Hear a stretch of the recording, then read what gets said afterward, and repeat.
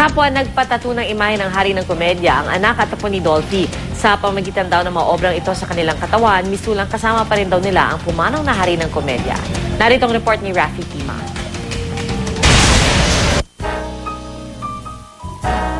Isang taimtim na nananalangin si Dolphy.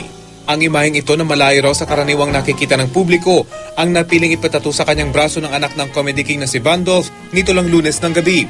Sabi ng tattoo artist na si Jaime De Leon, sa 3 oras na session ni Vandolph, nagkwento raw siya ng ilang masasayang alaala ng ama.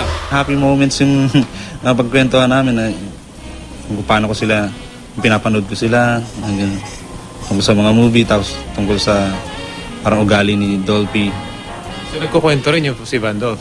Kwentuhan lang, tamang parang ano lang kami, magbarkada nagkwentuhan sa buhay-buhay, ganun lang. Ano yung natandaan mo na binanggit niya tungkol sa tatay niya?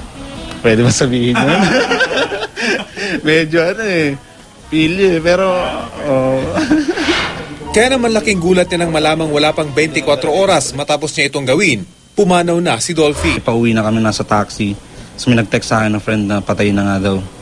Kinilabutan ako kasi ko katatapos ko lang gawin yun. Tapos biglang lumabas na patay na siya. Ang isa pang apo ni Dolphy na si Ruel, nauna nang nakapagpatato sa kanyang braso ng mukha ng kanyang lolo. Nang ma-ospital si Dolphy, pinadagdagan niya ito ng isa pang imahe ng hari ng komedya. Ang reaction ng lolo mo doon? Kita, sabi, ayos yun ha.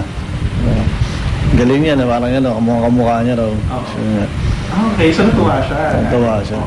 Bagamat pumanaw na, mananatili raw buhay ang hari ng komedya sa kanilang puso at ipapaalala pa ng mga obrang nakaukit sa kanilang katawan. Para sa unang balita, Rafi Tima reporting.